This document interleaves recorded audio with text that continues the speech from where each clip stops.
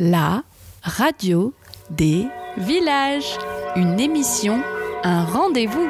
Globule Radio s'invite dans les hameaux de la vallée de Chamonix pour découvrir la culture et le patrimoine du territoire. La radio des villages en partenariat avec la communauté de communes de la vallée de Chamonix-Mont-Blanc. Et on a avec nous Thomas Dufour. Merci beaucoup Thomas d'être avec nous aujourd'hui et de nous accueillir d'ailleurs sur ce super site des Gorges. Lorraine, tu le disais, vous êtes du coup gérant de ce site. Est-ce qu'on peut parler un peu généralement de ce site? Qu'est-ce qu'il y a autour de nous? Où est-ce qu'on est exactement là pour cette émission en live? Alors déjà, bonjour à tous. Bonjour Lorraine, bonjour Justin. Bienvenue aux Gorges. Donc là, on est à l'entrée du site des Gorges, qui à l'origine étaient des bâtiments qui étaient utilisés pour les mines dans la région du pays du Mont-Blanc.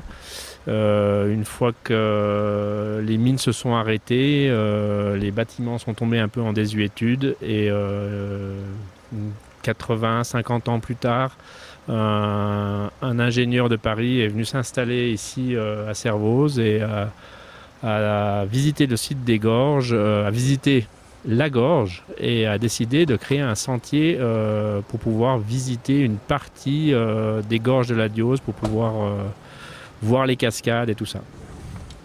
Et justement, pour parler de ce site en particulier, les gens, qu'est-ce qu'ils peuvent voir? Il me semble que c'est un petit sentier environ d'une heure et quart de marche. Qu'est-ce qu'on peut voir à travers ce sentier?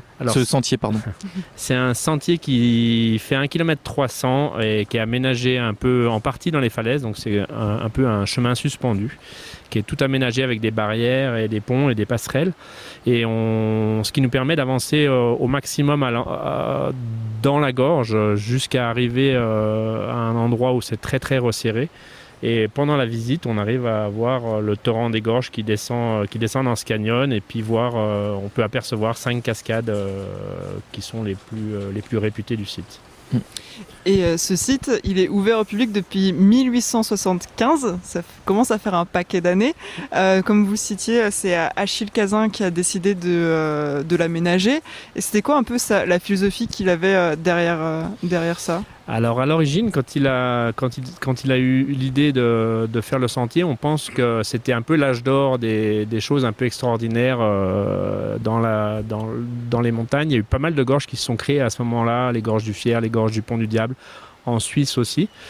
Et il a eu envie de se lancer un défi et de proposer une activité touristique aux gens qui passaient dans la région et qui permettait aux gens de ne pas aller simplement à Chamonix, mais de faire profiter un peu aux gens du pays de Servoz d'une activité un peu touristique qui puisse les aider à vivre un petit peu mieux.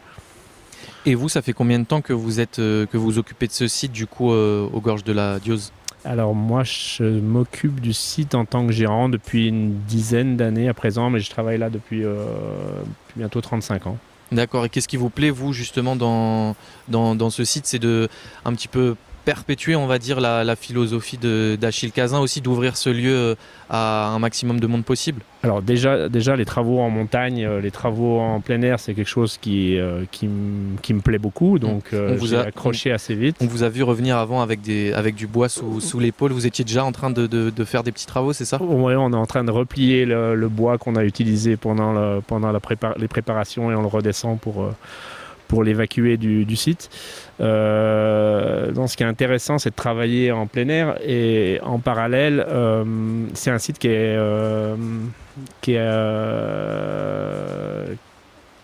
fait face à beaucoup de problèmes avec les intempéries, les avalanches, les chutes de glace, les chutes d'arbres, les chutes de pierres. C'est un vrai challenge d'arriver à le sauvegarder, et à l'embellir et à l'améliorer si possible. Et je suis très attaché au fait que une fois que moi en tout cas je m'arrêterai, que le site puisse continuer à vivre et puis puisse durer encore longtemps.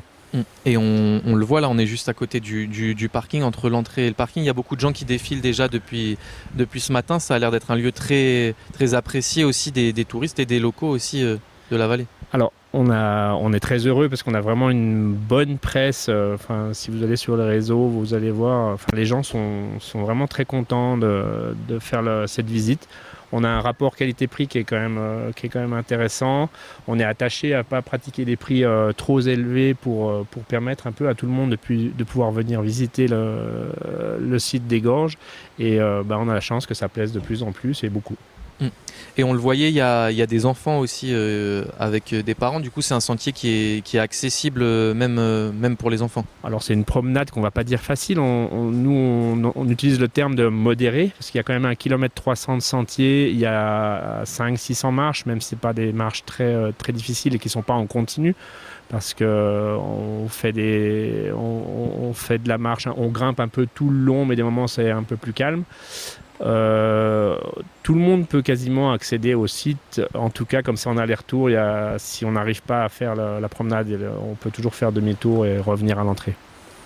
Et on parlait avant des intempéries, des chutes de glace en hiver. Vous êtes fermé d'ailleurs toute la période hivernale justement à cause de ces éléments naturels? Alors oui, le site des Gorges est beaucoup trop dangereux en hiver. Nous, on ne rentre pas dans les gorges ou exceptionnellement pour voir les dégâts qui ont été causés par les chutes de glace. La sauvegarde du site, c'est beaucoup de travaux de rénovation des barrières et des ponts et des passerelles, mais c'est aussi énormément de sécurisation des falaises où des entreprises viennent. On a déjà posé quand même pas mal de grillages sur les falaises pour plaquer un peu tout ça, pour mettre tout ça en sécurité. Il faut savoir que quand on ouvre le site au printemps, on a passé 4 semaines dans les falaises à 2-3 personnes, voire 5 personnes. Et on a visité chaque mètre carré des falaises pour voir s'il y avait des dangers qui pouvaient arriver pendant la saison d'été. Le reste des zones, on a pas mal de zones qui sont plaquées par des grillages et voilà, le gros du travail c'est ça. Et au niveau des ponts, etc., du coup vous avez toujours beaucoup de dégâts à la fin de l'hiver, vous devez reconstruire des choses, etc. Alors si on lit un peu entre les lignes de ce que je viens de dire, c'est que comme on fait beaucoup de sécurisation de falaises, il y a quand même beaucoup de dégâts qui sont créés par nous-mêmes. Okay. Déjà, donc on répare ce qu'on a cassé. Alors il y a des endroits où on démonte pour éviter de trop casser, mais des endroits où on ne peut pas prédire la direction des éléments qu'on envoie dans la falaise. Donc il y a beaucoup de rénovations qui sont dues à la sécurisation du site. Et on parlait justement du site qui, voilà, c'est tumultueux, c'est gorge depuis un peu sa création. Mais moi, je me pose la question, est-ce que depuis ces dernières années, vous observez que qu'avec le changement climatique, il y a un impact que vous ressentez ou pas? Parce que je pense notamment au fait qu'on a eu des inondations là en novembre, ce genre de choses. Est-ce que vous avez un impact, vous, ici aux Gorges? Alors, nous, on a été très impressionnés en novembre. Le site était fermé, bien entendu.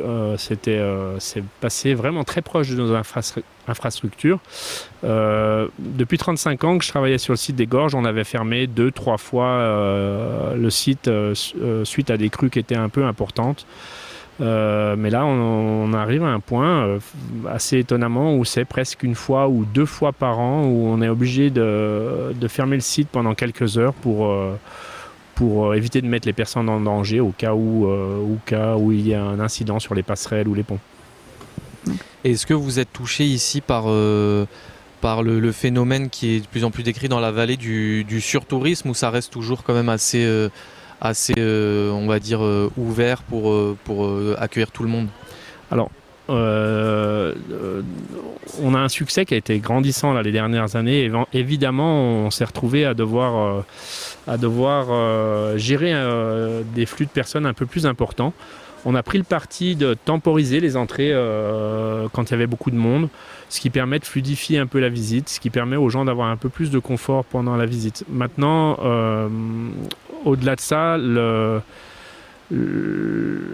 on a été obligé de rajouter des barrières sur le bas du parcours parce qu'on s'est aperçu qu'avec le nombre de personnes qui venaient faire la visite, si quelques-uns d'entre eux descendaient le long du torrent, alors à ce moment-là, c'était la porte ouverte et on avait de plus en plus de monde qui allait au bord du cours d'eau et avait tendance un peu à ravager la végétation qui était là tout sur le bord du torrent.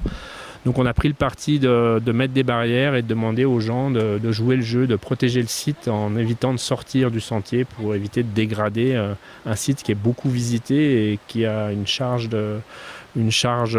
assez importante de piétinement déjà sur le sentier, d'éviter de le sortir à l'extérieur du sentier.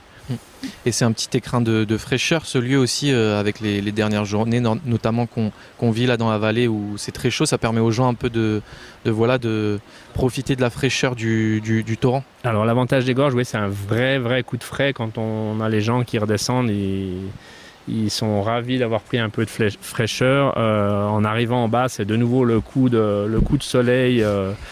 Ils sentent vraiment la différence. L'avantage des gorges aussi, c'est qu'on n'est pas vraiment lié à la météo. S'il pleut ou s'il fait mauvais, on ne peut pas trop envisager des promenades très haut en altitude. C'est une bonne alternative pour les gens pour venir faire une petite visite d'1 heure, se sortir un peu de la maison et profiter un peu des vacances quand même. Et pour conclure cette petite interview, peut-être qu'on peut rappeler la pratique pour venir aux gorges de la Diosa. Quand est-ce que c'est ouvert? Combien ça coûte de venir ici? Alors on ouvre le site en général début juin, de temps en temps fin mai, quand on est capable d'arriver à réparer les dégâts assez rapidement au printemps. On ferme fin septembre et le prix d'entrée est 7,50 € les adultes et 4 € les enfants de 5 à 15 ans et les étudiants. En dessous de 5 ans, c'est entrée gratuite. D'accord, merci beaucoup Thomas Dufour une nouvelle fois de nous accueillir devant l'entrée des gorges de la Diose. Et pour nos auditeurs et nos auditrices qui ne connaissent pas encore ce site, venez faire un tour aux gorges de la Diose, vous rafraîchir là dans ces journées très chaudes.